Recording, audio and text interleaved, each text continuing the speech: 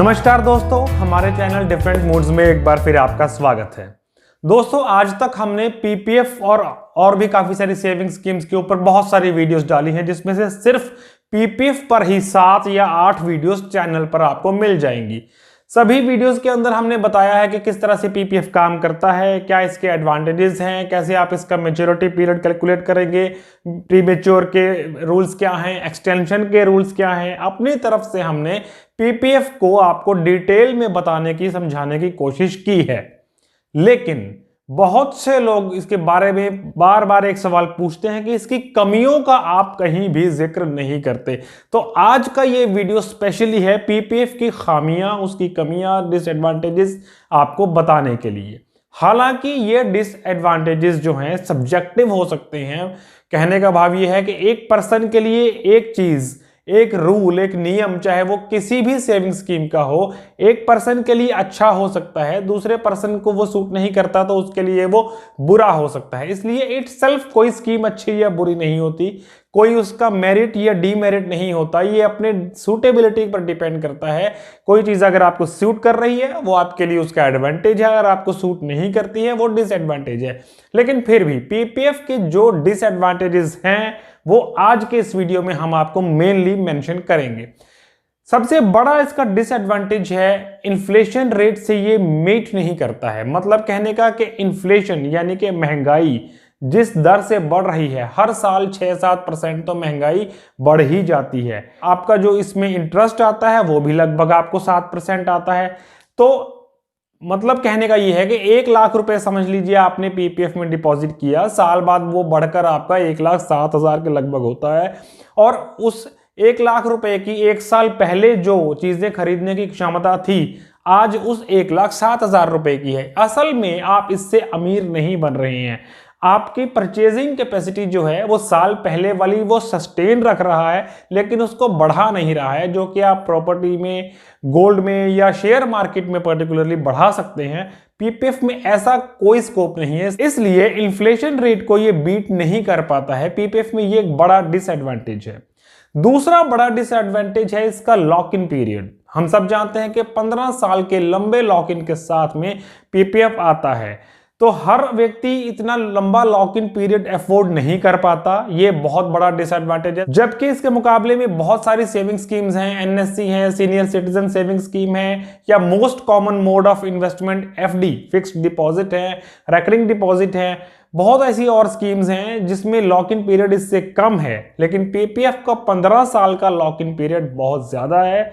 इसमें बहुत लोगों को परेशानी आती है।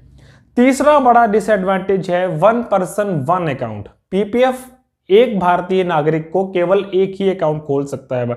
एफडी आप जितनी मर्जी करवा सकते हैं, एनएससी आप जितने मर्जी ले सकते हैं, सीनियर सिटीजन सेविंग स्कीम हो, आप नंबर ऑफ अकाउंट्स कितने भी खोल सकते हैं, लेकिन पीपीएफ के अंदर ये लिमिट है 1 पर्सन 1 अकाउंट। चौथा डिसएडवांटेज है एनआरआई, एचयूएफ या किसी भी ट्रस्ट के लिए। एनआरआई हो, हिंदू अनडिवाइडेड फैमिली हो या कोई ट्रस्ट हो, पीपीएफ में इन्वेस्ट नहीं कर सकते। हालांकि एनआरआई पिछले चलाए गए पीपीएफ में पैसा जमा करवाते रहेंगे, ऐसा रूल है, लेकिन नया fresh PPF account NRI, HUF या कोई ट्रस्ट नहीं खोल सकती। ये उनके लिए एक डिसएडवांटेज बन जाता है। अगला बड़ा डिसएडवांटेज आता है इसका इंटरेस्ट रेट। इंटरेस्ट रेट जो इसका फिक्स नहीं है। आप एफडी करवाते हैं, आपने चाहे साल भर की करवाई, 4 साल की करवाई, 5 साल की करवाई, 10 साल की एफडी करवाई, आपका जो इंटरेस्ट रेट जिस पर आपने एफडी करवा दी वो आपका इंटरेस्ट रेट उतने टेन्योर के लिए फिक्स हो गया। उसके बाद इंटरेस्ट रेट घटे या बढ़े आपको कोई फर्क नहीं पड़ेगा। लेकिन पीपीएफ में ये फर्क आपको पड़ता है। पीपीएफ में आज अगर आप 7% पर पीपीएफ खोल भी रहे हैं तो क्वार्टरली यानी हर 3 महीने के बाद इंटरेस्ट रेट चेंज होता रहता है।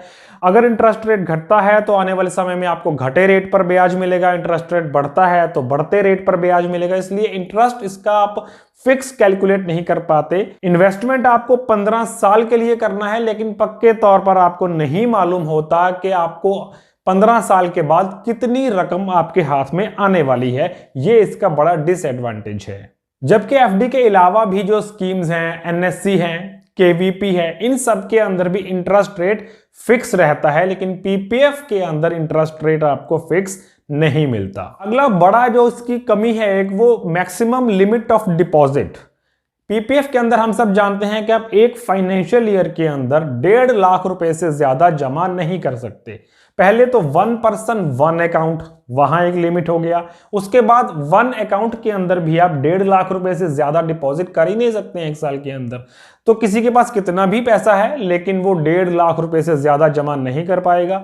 एनएससी हो, एफडी हो, केवीपी हो, कितना भी पैसा जमा करवाइए, करोड़ों रुपए आप उसके अंदर जमा करवा दीजिए, कोई बंदिश नहीं है, कोई लिमिट नहीं है। लेकिन पीपीएफ के अंदर मैक्सिमम 1.5 लाख रुपए ही जमा हो सकते हैं। मैक्सिमम डिपॉजिट के साथ साथ मिनिमम डिपॉजिट जो है 500 रुपए प्रति फाइनेंशियल ईयर, वो भी एक डिसएडवांटेज के रूप में कई बार काम करता है। अब आप 500 रुपए करवाना जमा भूल जाते हैं किसी साल के अंदर, तो अगले साल आपको वो जमा करवाना ही होगा। और यही नहीं, उसके बाद पेनल्टी भी लगती है। 50 रुपए हर साल के हिसाब से आपको पेनल्टी भी लगेगी। कोई जो लोअर इनकम के लोग हैं जो किसी समय 500 रुपए नहीं करवा सकते किन्हीं मजबूरियों की वजह से, उनके लिए ये डिसएडवांटेज के रूप में 500 रुपए की रकम जो मिनिमम अमाउंट है वो बन जाती है। पीपीएफ अकाउंट को आप ज्वाइंट अकाउंट नहीं खोल सकते। आप एफडी को ज्वाइंट खोल सकते हैं, 2 पर्सन्स का ज्वाइंट, 3 पर्सन्स का ज्वाइंट एफडी में खोल सकते हैं, रेकरिंग डिपॉजिट में खोल सकते हैं। लेकिन पीपीएफ एक ऐसा अकाउंट है जो इंडिविजुअल नेम से खुलता है, इसे आप ज्वाइंट अकाउंट के रूप में नहीं खोल सकते। इतना लॉन्ग टर्म सेविंग स्कीम है, इसके बावजूद आपको ये सिक्योरिटी फीचर एक एक्स्ट्रा इसमें नहीं मिलता। यानी कि इन्वेस्टर की डेथ के बाद सेकंड अकाउंट होल्डर कोई नहीं होता है, अकाउंट फोर्सफुली उसी समय क्लोज कर दिया जाता है। हालांकि नॉमिनेशन फैसिलिटी मिलती है, वो तो हर जगह मिलती है, लेकिन ज्वाइंट अकाउंट की फैसिलिटी आपको पीपीएफ में नहीं मिलती। 15 साल के लॉक इन की जब हमने बात की है तो बात करना जरूरी है कि प्री मैच्योर इसके अंदर अलाउड नहीं है। किन्हीं खास मेडिकल इमरजेंसी कंडीशंस के अंदर आप कुछ रकम निकाल सकते हैं, लेकिन अकाउंट को बंद करके अपना सारा पैसा नहीं निकाल सकते। हालांकि जब इसका रेट ऑफ इंटरेस्ट भी 7-8% है, जो कि बाकी सेविंग स्कीम्स का भी है जो इससे कम समय के लिए आती हैं, एनएससी का है, केवीपी का है, एफडी का है, लेकिन इसका लॉक इन पीरियड भी ज्यादा है। उसके बावजूद आप इसे प्री मैच्योर करके अकाउंट को बंद नहीं करवा सकते। जो रकम भी आपको निकालने की परमिशन दी जाती है वो 7 साल अकाउंट के पूरे होने के बाद दी जाती है। हमने ये सब कुछ डिटेल में पहले वीडियोस में बताया है। और वो रकम भी पिछले साल के बैलेंस में से कभी 50% आप निकाल सकते हैं, कभी 25% निकाल सकते हैं। ये डिसएडवांटेज हो जाता है कि आप ही का पैसा और जरूरत पड़ने पर आप ही के काम में नहीं आ सकता, आप उसे बैंक से निकाल ही नहीं सकते हैं। अकाउंट ओपनिंग के पहले 2 साल तक आपको पीपीएफ के अगेंस्ट किसी भी किस्म का लोन नहीं मिल सकता। 2 साल पूरे होने के बाद भी जो पिछले साल का बैलेंस है उसका सिर्फ 25% अमाउंट तक आप उसके ऊपर लोन ले सकते हैं। 75% अमाउंट आपको लोन के रूप में नहीं मिलेगा। हालांकि आपका अकाउंट बैलेंस पीपीएफ का होगा, लेकिन फिर भी 75% आपको लोन नहीं, सिर्फ 25% अमाउंट तक ही लोन अलाउड होता है। यह भी एक डिसएडवांटेज है।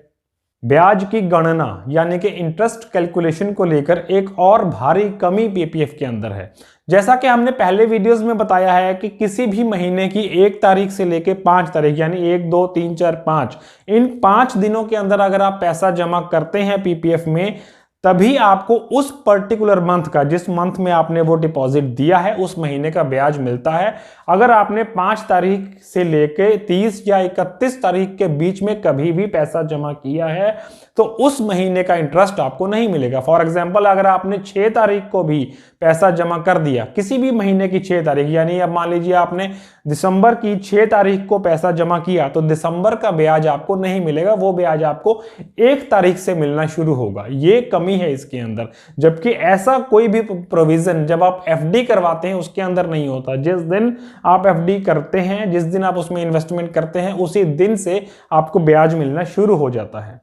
अगला बड़ा डिसएडवांटेज है इसमें जो टेन्योर का है, वो फ्लेक्सिबिलिटी नहीं है। एफडी के मुकाबले में अगर हम देखें तो एफडी आप 10 दिन की करवा सकते हैं, 15 दिन की, 20 दिन की, 100 दिन की, साल की, 2 साल, 4 साल, 5 साल, 10 साल। लेकिन अगर आपको पीपीएफ में इन्वेस्ट करना है तो ये जो फ्लेक्सिबिलिटी है बिल्कुल खत्म हो जाती है। 15 साल का एक ही सिस्टम है इसके अंदर, उसी के साथ आपको चलना है। 15 साल के लॉक इन के साथ ही आपको इन्वेस्टमेंट करना है। पीपीएफ अकाउंट को अगर आप एक्सटेंड करना चाहते हैं तो उसका एक्सटेंशन भी 5-5 साल के ब्लॉक्स में होता है। यानी 15 साल पूरा होने के बाद अगर आपको पीपीएफ एक्सटेंड करना है तो 5 साल के लिए बढ़ाएंगे, फिर से एक्सटेंड करना है तो फिर से 5 साल के लिए बढ़ाएंगे, यानी उसका लॉक इन 5-5 साल का फिर भी बना रहेगा। ऐसा नहीं है कि आप साल दर साल उसको रीन्यू करते रहेंगे अकाउंट। 5-5 साल के ये ब्लॉक्स का एक्सटेंशन आपके लिए किसी समय परेशानी का सबब बन सकता है, इसलिए ये इसके एक कमी के रूप में उभर कर आता है। पीपीएफ अकाउंट ट्रांसफरेबल नहीं है। एफडी ट्रांसफरेबल होती है, क्योंकि एफडी कई बार तो ज्वाइंट होती है, इंडिविजुअल नेम पर हो तब भी ट्रांसफरेबल होती है, पर्सन टू पर्सन ट्रांसफरेबल होती है, लेकिन पीपीएफ ज्वाइंट अकाउंट तो होता ही नहीं है। और जो इंडिविजुअल नेम से किसी दूसरे इंडिविजुअल के नेम पर वो ट्रांसफर नहीं हो सकता, यानी आप अपने पीपीएफ को किसी दूसरे पर्सन को गिफ्ट नहीं कर सकते, किसी को पे नहीं कर सकते, सिर्फ वो आपका है जब तक उसका टेन्योर पूरा नहीं हो जाता या अकाउंट होल्डर की डेथ नहीं हो जाती। That PPF account belongs only to investor. दोस्तों ये तो हुई पीपीएफ की बहुत सारी कमियां, लेकिन इसके बावजूद भी पीपीएफ एक बहुत अच्छा अकाउंट है, क्योंकि टैक्स फ्री अकाउंट है। हालांकि ये वीडियो पर्टिकुलरली कमियों के लिए बनाया गया था, लेकिन इसका सबसे बड़ा जो एडवांटेज है वो ये है कि टैक्स फ्री है। किसी भी किस्म का कोई भी टैक्स, लोग बार बार कमेंट्स के अंदर सवाल पूछते हैं कि फलां टैक्स लगता है कि नहीं, विड्रॉल पर टैक्स लगेगा कि नहीं, टीडीएस कटेगा कि नहीं, लेकिन एक ही जवाब है हर सवाल का कि पीपीएफ अकाउंट पर किसी भी किस्म का कोई भी टैक्स नहीं लगता, कभी भी नहीं लगता। दोस्तों और कोई भी जानकारी पीपीएफ के रिगार्डिंग अगर आपको चाहिए तो 7-8 वीडियोस चैनल पर मिल जाएंगी आपको, उन सभी वीडियोस के लिंक आपको डिस्क्रिप्शन में मिल जाएंगे। फिर भी कोई सवाल है तो आप नीचे कमेंट बॉक्स में जाकर पूछ सकते हैं। वीडियो को लाइक और शेयर जरूर करें, चैनल को सब्सक्राइब करें, देखते रहें डिफरेंट मूड्स। Thank you.